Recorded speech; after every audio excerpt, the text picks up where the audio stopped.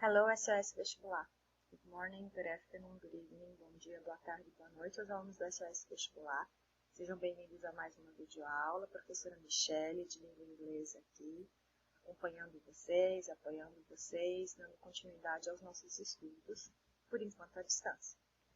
Pessoal, nossa videoaula de hoje vai trabalhar com a correção, dar um feedback para vocês em relação à atividade que foi postada, né? Foi uma atividade introdutória, fazendo um apanhado geral do que nós discutimos nas nossas primeiras videoaulas, né? Eu espero que vocês estejam assistindo, estejam acompanhando, e em caso de dúvidas, a gente está à disposição para interagir com vocês, por enquanto, lá pela plataforma do Classroom, tá bom?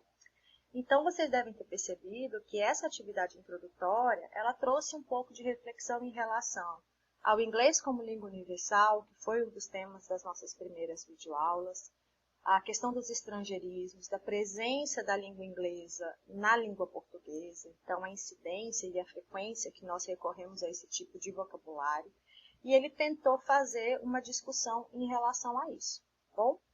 Então, eu vou colocar aqui para vocês algumas possibilidades, tá? Considerando algumas respostas. A participação, infelizmente, ainda foi pequena, poucos alunos retornaram, né? O prazo para a atividade ele finalizou ontem, dia 28, né? Para quem está acompanhando essa videoaula se situarem um pouco na questão do tempo, né? O nosso prazo era dia 28/3 dessa atividade introdutória. E aí eu vou dar esse feedback para vocês, dando algumas respostas, mas não vou compartilhar a resposta dos alunos, até para que vocês, aquelas pessoas que não fizeram, possam ainda responder, né, despertar um interesse, colocar em prática. É um início de discussão bastante interessante, que resgata essa questão do inglês do nosso dia a dia, tá bom? Então não é nada complexo em relação à gramática ou em relação à estrutura linguística do idioma, tá bom? Então, olha só, o nosso texto base era esse aqui, English, a Global Language. Como eu mencionei para vocês quando eu explorei esse assunto, esse tipo de temática ela já foi tema de vestibular, já caiu inclusive nos vestibulares da UEMA, tá? Então, textos que exploram o inglês como língua franca, o inglês como língua universal, tá? Já teve questões em relação a isso, e nós vamos trabalhar algumas dessas questões nas nossas próximas atividades, tá bom? Quando nós estivermos trabalhando já as estratégias de leitura e formos analisar as questões de múltipla escolha. Essas aqui foram questões mais discursivas para o início da discussão. Então, o texto, vocês percebem que é um texto, né, visualmente, um texto grande, tem vários parágrafos, e, obviamente, para você fazer a interpretação, vocês já vão usar aqueles recursos que nós utilizamos e que nós adquirimos a partir da nossa prática de leitor, né? Então, você não vai ler esse texto, provavelmente, de uma maneira linear. The English language is everywhere. The language of most of the internet sites. Então, você não vai fazer uma leitura com um processo de decodificação ou de tradução simultânea. Você vai tentar fazer um apanhado geral do texto, certo? Então, tem algumas coisas que vão chamando a atenção, que vão saltando aos olhos e que a gente consegue identificar. Uma dessas coisas, que foi o conteúdo da última aula, são os cognatos, né? Aquelas palavras que parecem com português, que eu consigo identificar rapidamente. Por exemplo, internet é um estrangeirismo. Uma palavra do inglês que a gente já inseriu no nosso vocabulário de língua portuguesa, né? Finland é um nome próprio, olha lá com letra maiúscula, tá? Tá bem aqui, eu consigo visualizar, é o nome de um país, Finlândia. Articles, artigos, tá? Que poderia ser o artigo classe gramatical morfológica, mas nesse caso a gente está falando de artigos, de notícias, de sites, tá? Media, medicine, business é outra palavra do estrangeirismo que a gente já usa na língua portuguesa. Computing está relacionado a alguma coisa com computação. International Air Traffic, eu consigo ver que é alguma coisa relacionada a internacional. Air é ar, traffic parece com tráfico, mas aí corresponde a tráfego, tá? E control, controle, tá? Então, algumas coisas vão chamando a atenção e eu consigo capturar a partir do texto, tá? Não é um texto difícil.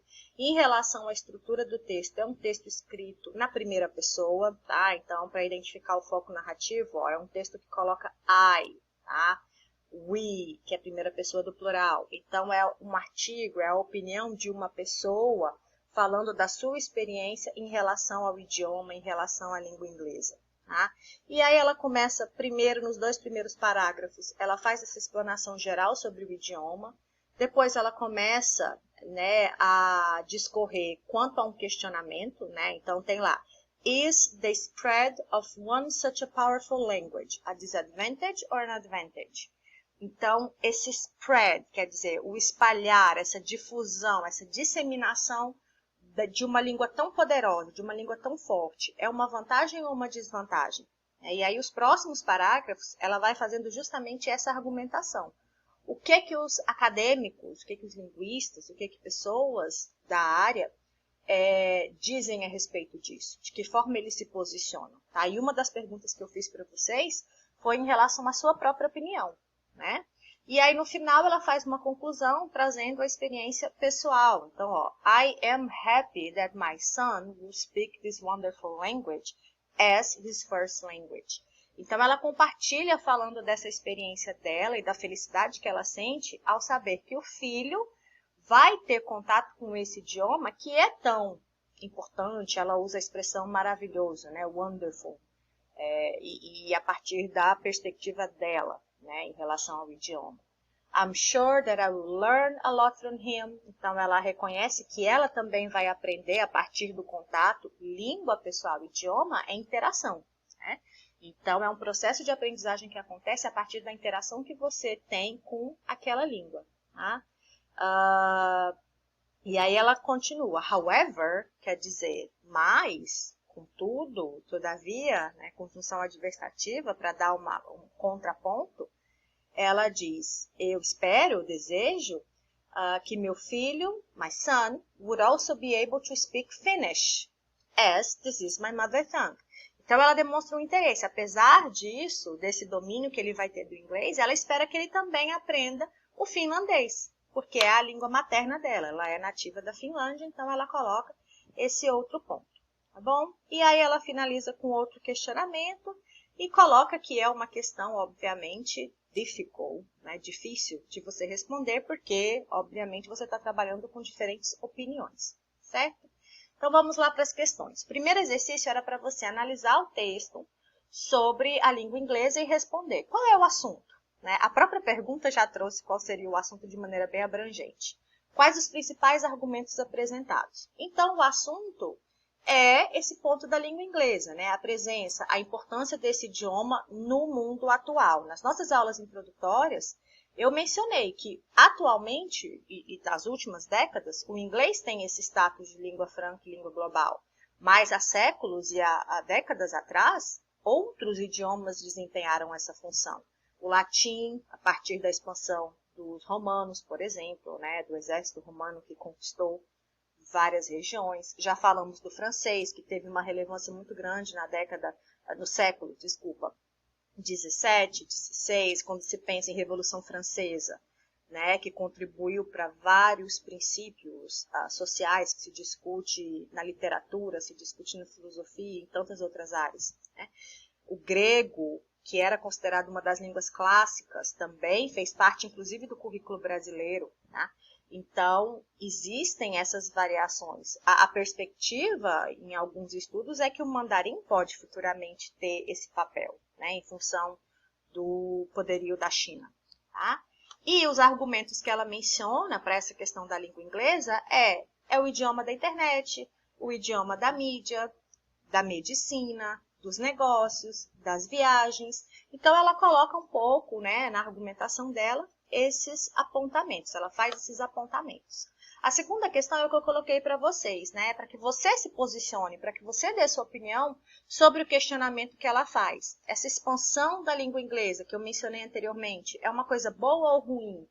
A expansão de uma língua tão poderosa é uma vantagem ou uma desvantagem? Né? Eu não vou mencionar as opiniões daqueles que já divulgaram, porque é uma discussão que a gente pode ter quando nós tivermos o nosso contato presencial, mas lá no texto ela argumenta o seguinte, como desvantagem, supressão de outros idiomas, à medida que você começa a utilizar muito o inglês, outros idiomas acabam perdendo o espaço. E, consequentemente, você tem a morte, né? Idiomas entram em desuso a partir de uma substituição do inglês. Nós podemos pensar, por exemplo, aqui no Brasil, num processo semelhante. A língua portuguesa, ela suprimiu várias línguas indígenas, né, a ponto de várias delas ficarem em desuso. E as vantagens que foram colocadas no texto, que ela argumentou, foi a questão da comunicação global, e aí ela dá até, por exemplo, um estudo de caso falando da medicina. Imagina se nós tivéssemos uma língua universal, quantos problemas poderiam ser evitados no campo da medicina, né? Então, você vê um diagnóstico que pode ser feito, uma prescrição que pode ser feita numa linguagem que todos vão entender, né? De uma forma, usando um idioma e uma referência que todos possam compreender. E ela também coloca a questão da acessibilidade a maior número de informações, né? Pensando, por exemplo, no aspecto tecnológico, que a maioria das tecnologias elas têm como referência a língua inglesa, então você se mantém atualizado no momento que você consegue dominar a língua. Tá? O terceiro exercício, pessoal, é muito interessante, tá? Porque ele coloca um texto em português cheio, carregado de palavras em inglês. Algumas dessas palavras são estrangeirismos, outras palavras são traduções.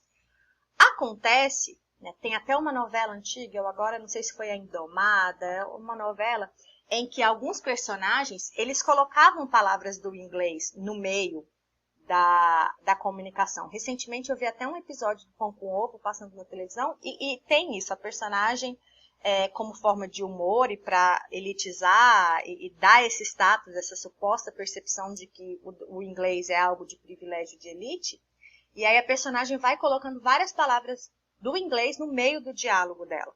Tá? Então isso acontece nesse texto intencionalmente para alcançar esse objetivo. Então o exercício era para você identificar essas palavras e tentar compreender a partir do contexto o que essas palavras representam.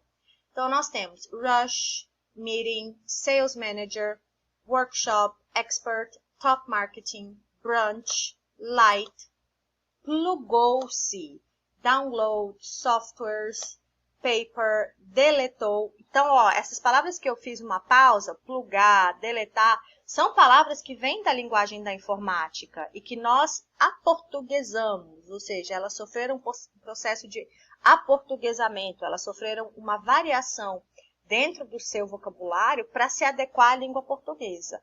Outras palavras como download, software, light, a gente não adequou. Nós usamos elas na sua maneira original. Tá? E isso são dois processos que o estrangeirismo oferece.